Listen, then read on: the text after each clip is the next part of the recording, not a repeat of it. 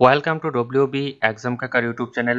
WB exam কাকার YouTube চ্যানেলে তোমাদের সকলকেই স্বাগত।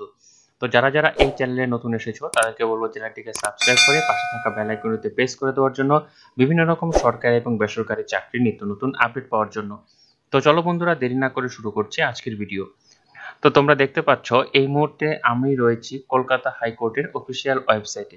কলকাতা হাইকোর্টে কিন্তু প্রায় অনেকগুলি শূন্যপদের বিজ্ঞপ্তি বেরিয়েছে। তো কি সেই শূন্যপদ এবং কারা কারা আবেদন করতে পারবে, বয়স, বেতন, যোগ্যতা দেখে নিব।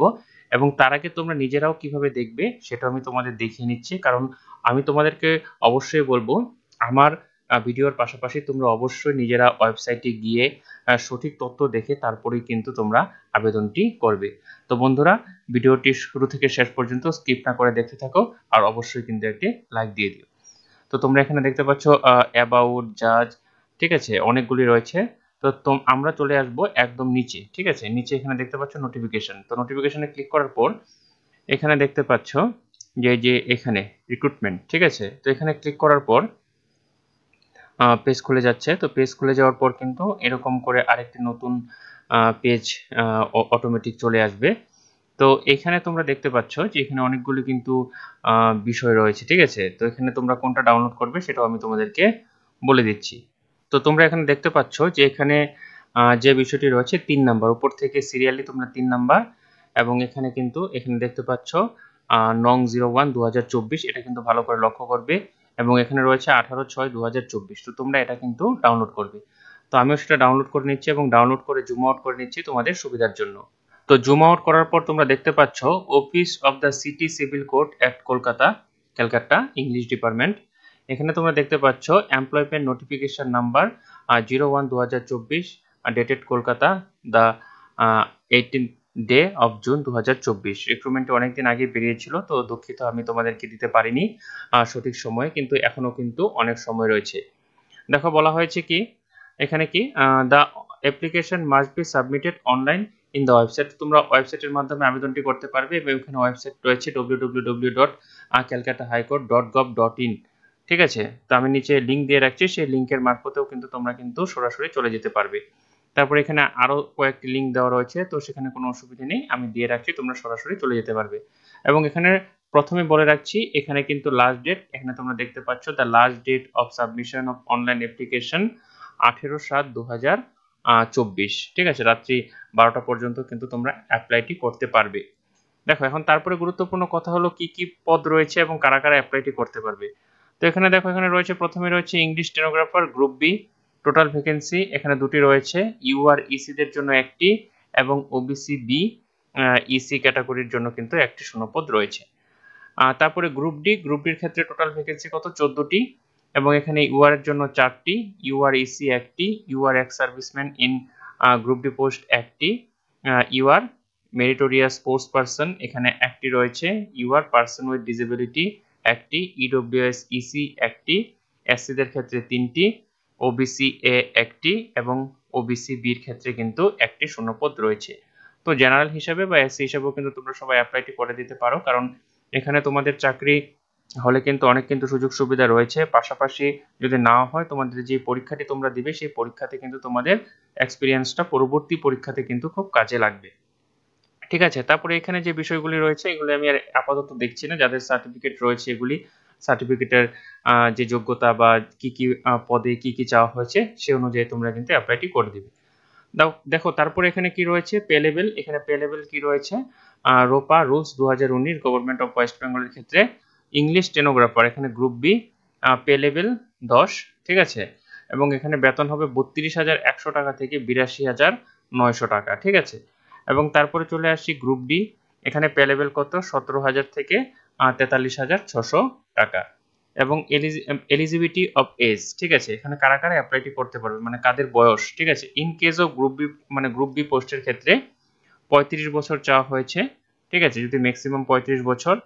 তারপরে 37 বছর যেটা হয়েছে in case of person belonging with schedule tribes, schedule ট্রাইবসের ক্ষেত্রে যেটা 37 বছর। এবং এখানে শিডিউল কাস্ট মানে এসসি, ঠিক আছে, এসসি এবং আদার ব্যাকওয়ার্ড মানে ওবিসির ক্ষেত্রে কিন্তু সেটা চাওয়া হয়েছে ম্যাক্সিমাম 35, ঠিক আছে। এবং 37 চাওয়া হয়েছে শিডিউল ট্রাইব মানে এসটিদের জন্য। এবং 32 years in case of any others person, মানে এই এসটি আর এসসি বাদ দিয়ে বাকি মিনিমাম কত হবে 32 মানে বয়স হতে হবে, ঠিক আছে। তারপরে হলো গ্রুপ ডির ক্ষেত্রে ম্যাক্সিমাম 43 বছর বয়স, এখানে শিডিউল কাস্ট মানে এসসি এবং ওবিসিদের জন্য, এবং যেটা বলেছে 45 বছর বয়স সেটা কিন্তু এসটিদের জন্য, এবং 40 বছর কিন্তু অন্যান্য যেটা জেনারেল ক্যাটাগরি বা বাকি ক্যাটাগরি রয়েছে সেটাও কিন্তু এই 40 বছর বয়স পর্যন্ত, ঠিক আছে। তারপরে এখানে একটা কথা বলে দিয়েছেন, the upper age limit of in case person with disability সেটা হলো 45 ইয়ার্স। তারপরে বলেছে relaxation of the age limit in case of ex serviceman category as per মানে গভর্নমেন্ট রুলস, ঠিক আছে। আমি তারপরে চলে যাচ্ছি যেটা এসেনশিয়াল কোয়ালিফিকেশনে দেখো, candidates applying for the post of English stenographer must have bachelor degree from any recognised university, grants commission and at least a certificate of knowledge in computer operation knowledge writing shorthand। মানে তোমরা যে কোনো জায়গা থেকে তোমরা যদি graduation complete করে থাকো এবং পাশাপাশি তোমাদের যদি কম্পিউটার সার্টিফিকেট কোর্স করা থাকে তাহলে কিন্তু তোমরা অ্যাপ্লাইটি করতে পারবে। তারপরে বলে রয়েছে training from recognised institution and a satisfactory fingering speed in computer operation. এখানে ফিঙ্গারিং স্পিডের কথা আমি একটু বলে দিচ্ছি যে এখানে কিন্তু তোমরা যদি প্র্যাকটিস না করো তাহলে কিন্তু তোমাদের ফিঙ্গারিং স্পিড আসবে না।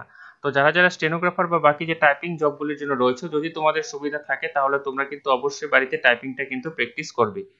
তারপরে এখানে বলা রয়েছে কি, এখানে কিন্তু তোমাদের শর্ট হ্যান্ডে, মানে এখানে বলেছে a minimum speed 80 WPM in shorthand, মানে কি ওয়ার্ড পার মিনিট, এটা কিন্তু শর্ট হ্যান্ডে।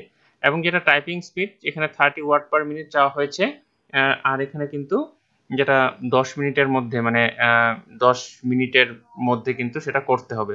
তো সে বিষয়ে আমি পরে বলে দিব, যে আপাতত তোমরা অ্যাপ্লাইটি করো।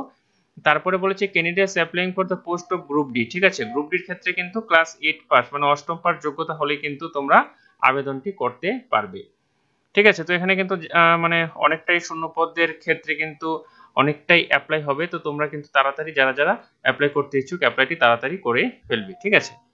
তারপরে দেখো এখানে স্টেনোগ্রাফারের পরীক্ষা কি হবে, পেপার ওয়ান জেনারেল ইংলিশ থাকবে, এখানে কিন্তু যেটা 100 mark multiple choice question, spelling correct using corrections, ঠিক আছে। তো এখানেও কিন্তু যেটা রয়েছে, তো এখানে আবার মানে পরে আবার যদি পেপার 1-এ পাস করা হয় তাহলে পেপার 2 ডাকা হবে এবং পেপার 3-এর জন্য ডাকা হবে, ঠিক আছে। তো এখানে যে টোটাল যে বিষয়টা রয়েছে তোমরা অবশ্যই ডাউনলোড করে একবার ভালো করে দেখে নেবে যারা যারা এই পোস্টের জন্য অ্যাপ্লাইটি করবে, ঠিক আছে। তারপরে চলে আসি গ্রুপ ডির ক্ষেত্রে, the candidates shall have appear in a written examination of 100 marks, ঠিক আছে। তো এখানে এগুলো হচ্ছে 50 মাল্টিপল চয়েস কোশ্চেন হবে, ঠিক আছে। তো এখানে তোমরা দেখতে পাচ্ছ ইচ ক্যারিং 2 মার্কস, মানে এখানে 50 এখানে 2, ঠিক আছে। তাহলে টোটাল কিন্তু 100 মার্কের মধ্যে কিন্তু পরীক্ষা হবে। এবং এখানে সময় কতক্ষণ থাকবে, এবং সময় থাকবে কিন্তু 60 মিনিট। এবং এখানে বলা রয়েছে কি 1 mark shall be deducted from each wrong answer, মানে তুমি যদি অ্যান্সার কোনো ভুল হয়ে থাকে তাহলে কিন্তু 1 নাম্বার কেটে নেওয়া হবে।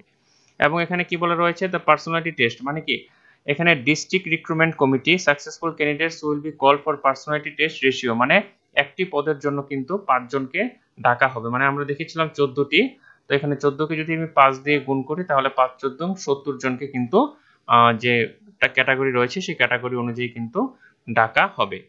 তো এটি ছিল মূল বিষয়বস্তু। তারপরে আমি চলে যাচ্ছি বাকি বিষয়গুলো তোমরা একটু দেখে নিবে ভালো করে।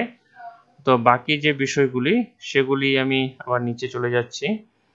দেখো এখানে কি ফর্ম ফিল আপের জন্য কি চার্জ চাওয়া হয়েছে, ইংলিশ স্টেনোগ্রাফারের ক্ষেত্রে ইউআর বা ইডব্লিউএস যেগুলো রয়েছে, ঠিক আছে, এখানে কিন্তু 400 টাকা চাওয়া হয়েছে এবং এখানে কিন্তু 350 টাকা। এবং গ্রুপ ডির ক্ষেত্রে কত, এখানে দেখতে পাচ্ছ 250 টাকা এবং এখানে কিন্তু 200 টাকা চাওয়া হয়েছে। তো অবশ্যই এখানে বলেছে যে অ্যাপ্লিকেশন অনলাইন মোড হবে এবং যেটা পেমেন্ট সেটাও কিন্তু অনলাইন পেমেন্ট করতে হবে এবং এটা কিন্তু নন রিফান্ডেবল, ঠিক আছে। তো তোমরা কিন্তু অবশ্যই, তারপর এখানে কি বলেছে, admit card containing the venue date time examination and other information will be available download 2 weeks before the date of examination, ঠিক আছে। এখানে যে এক্সামিনেশন যে পরীক্ষাটি হবে তার 2 সপ্তাহ আগে কিন্তু তোমাদের সবকিছু জানিয়ে দেওয়া হবে। তো অবশ্যই বলবো তোমরা কিন্তু চ্যানেলটিকে সাবস্ক্রাইব করে রাখো, পরবর্তীতে যখন এডমিট কার্ডের সময় আসবে আমি তোমাদেরকে জানিয়ে দেওয়ার চেষ্টা করব। আর ভিডিওটি যদি তোমাদের ভালো লেগে থাকে বা ইউজফুল বলে মনে হয় তাহলে অবশ্যই চ্যানেলটিকে সাবস্ক্রাইব করে পাশে থাকা বেল আইকনটিতে প্রেস করে দিও এরকম বিভিন্ন চাকরি সংক্রান্ত নিত্য নতুন আপডেট পাওয়ার জন্য। ততক্ষণের জন্য ভালো থাকো, সুস্থ থাকো। নতুন ভিডিওতে আবার দেখা হচ্ছে।